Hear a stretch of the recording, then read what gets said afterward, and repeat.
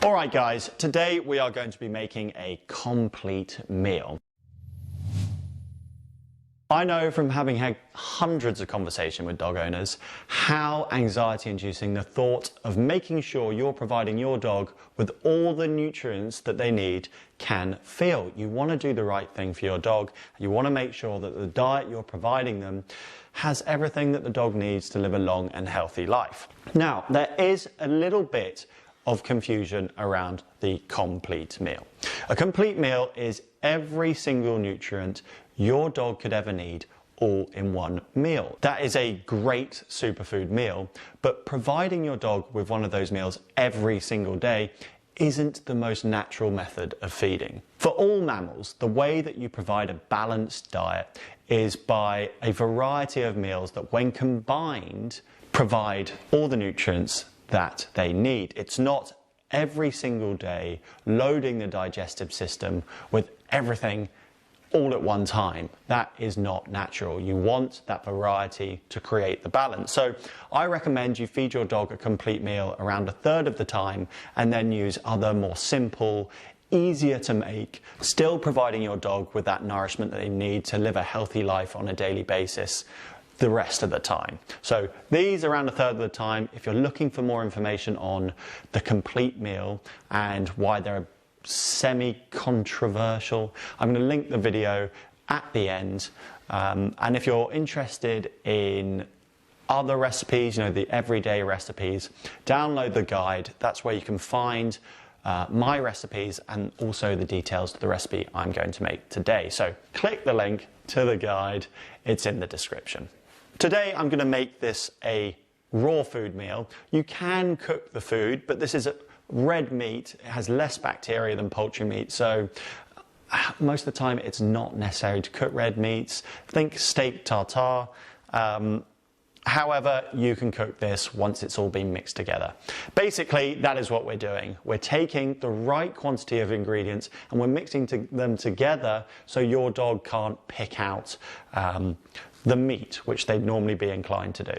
Right, we're going to break this down and first start chopping up the meat. We'll be using beef today. It's a lean meat, which means we'll also be providing some healthy oils to provide the energy that your dog needs. Now, these chunks are already reasonably well sized, but I'm actually going to make them a little bit smaller just so they're not too easy to snatch out and separate from the rest of the veggies, which dogs love their meat. They are going to try and get that before they get anything else. So this beef has around 5% fat, I can tell from the label. So we'll be adding oils to make up the energy requirements that your dog has. If your dog is a working dog or really active, I'd recommend using the more high-fat meats because fat is the optimal energy source for dogs over carbohydrates, and you just want to make sure that they're getting all they need from their diet. There are options in the recipes depending on the fat content of the meat, will depend on how much oil you add. You just want to make sure that you're providing enough fat for your dog. Today we're going to be using heart as our organ source. It is a real nutrient powerhouse and contains the majority of the minerals and also the B vitamins that our dog requires. Lamb heart is an exceptional one, is a vital part of a complete diet. So chuck that in. They've been chopped up nice and small in with the meat. So this recipe I'm making today is around 500 grams. In the recipe in the guide, you can choose batch amounts. If you're going to be making batch amounts, up to 10 kilograms of food, I recommend you get one of these, which is a mincer. This thing will save you so much time, and I'll put a link to a recommended mincer in the description. Okay, so chopped up the meat with the organ meat, and now onto the veggies. The important thing about the veggies is that dogs will often try and avoid them, so you just want to get them into the smallest possible chunks. That's why I'm going to use a grater. Broccoli is a cruciferous vegetable that contains sulforaphane. Sulforaphane is a known anti-cancer food compound and is particularly prevalent in raw broccoli. It's 10 times more prevalent in raw broccoli than it is cooked. So it is an amazing ingredient. You know, if you've got labs, boxers, those dogs who are more prone to cancers than other dogs, to get this into your dog's diet. If you're interested in breed recipes, I've got those on my website. Okay, so there we go. As you can see, grated, sprinkle that all in. The bits that you couldn't grate because you're probably going to end up grating your finger off, just give them a chop.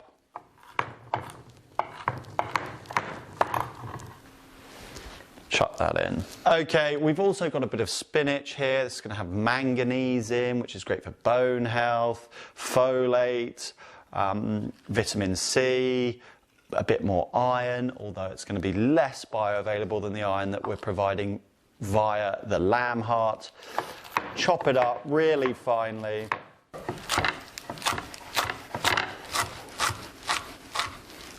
Okay, whack that in. Now, berries, depending on when they've been picked or how old they are, can be reasonably sour. So that can often put dogs off. If your dog is put off by sour berries, then add a little teaspoon of honey to the end mix, around 1 teaspoon per 500 grams. Honey is also a really good digestive enzyme, and in small amounts, it's going to be super beneficial for your dog. So there's a little top tip. Blueberries are packed full of antioxidants. The more unavoidable you can make the veggies, the better in my experience. They are really healthy. Your dog will try to avoid them. That doesn't mean they know best. You want them to eat them.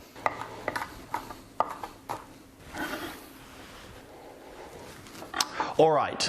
The egg, the humble egg, this is the most bioavailable source of protein on the planet. Not only this, but we are going to use the eggshell as the calcium source. By using the eggshell, it means that you can cook the food rather than if you're using a raw meaty bone, which would have to be served raw. We're going to put 1 eggshell per 500 grams of food. If you're a raw feeder and want to use a raw meaty bone, simply take out, let's say, 100 grams of the meat and put in a small raw meaty bone, like a small chicken wing or a small duck neck. That will make up the calcium requirement, and it will also mean that the meal isn't too big and you're accidentally giving your dog too many calories, which you want to avoid doing because generally we're overfeeders. Our dogs do get more chubby than they often get skinny. So make sure you account for that change in weight. Crack the egg on the top. If you're using eggshells as a calcium source, go for the organic eggs.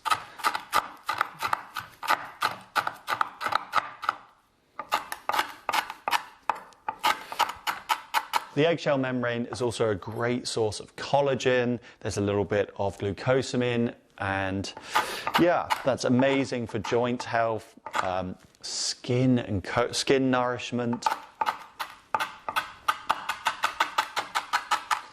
Nice and chopped up, nice and fine.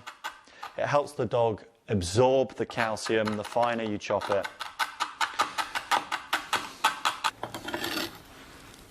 Sprinkle that over.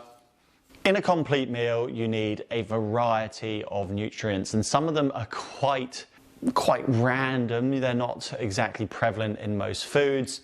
That's an issue with the term complete, but if you're interested in that video, like I said, link it at the end. That's why you have to use ingredients that you wouldn't necessarily expect a dog to eat all the time, but because they're rare sources of that particular vitamin that we need to include in the meal, you have to use them. So sunflower seeds are a great source of vitamin E.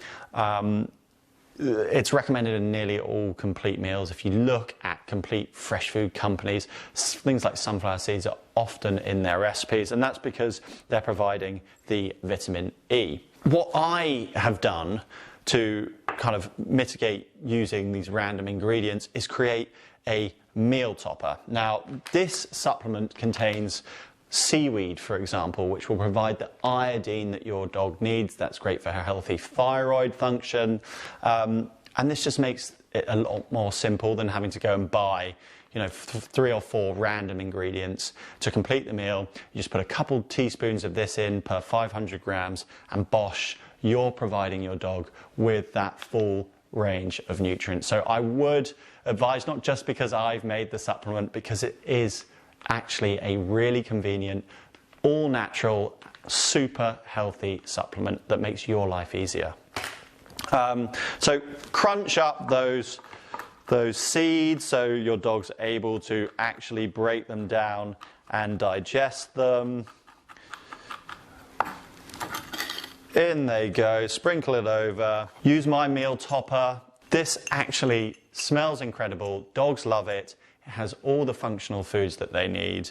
Thyme and sage, those human herbs often found in your food. They get a sniff of that. They think, oh my God, I'm getting the good stuff today. So it's actually funny how much they do really enjoy this. Couple teaspoons in. Boosh. And finally, because our meat is a lean meat, we have our 2 oils. I've used a mixture of oils, MCT oil and fish oil. Fish oil providing the vitamin D, the omega fats. You can use a food source of fish if you'd prefer. Just take out 100 grams of the meat or 50 grams of the meat and replace it with some raw salmon or sardines in water. Whatever fish that you can get your hands on. You don't have to use MCT oil. You can use extra virgin olive oil or even coconut oil if you prefer. So pour that on, and then you just mix it all together. Portion it out, give it to your dog. This is red meat, so you don't need to freeze it for 24 hours before. Only do that with poultry meat. It's really simple, really easy, complete meal. Mixing it in will stop your dog picking out those meaty bits that they prefer and ensure they're actually consuming all of the ingredients, which is a very important part of providing your dog with a complete diet. They need to actually eat all the ingredients for it to be complete. If you notice how vibrant the colours are in this meal, that is because there are active nutrients, healthy proteins, fibres, antioxidants that are in the blueberries, polyphenols. This is legitimate nutrition, not like those brown, dry, stinky, processed food options, which just is incomparable to a meal like this. Okay, we've mixed it all in.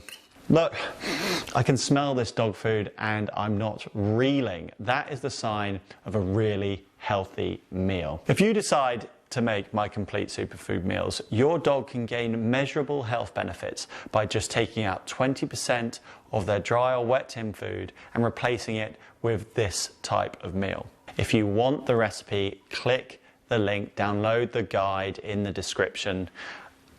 I've linked the other videos that I recommended you watched about the complete recipes, and I think there was another one that I can't remember, but we'll watch it back and we'll link it in this side.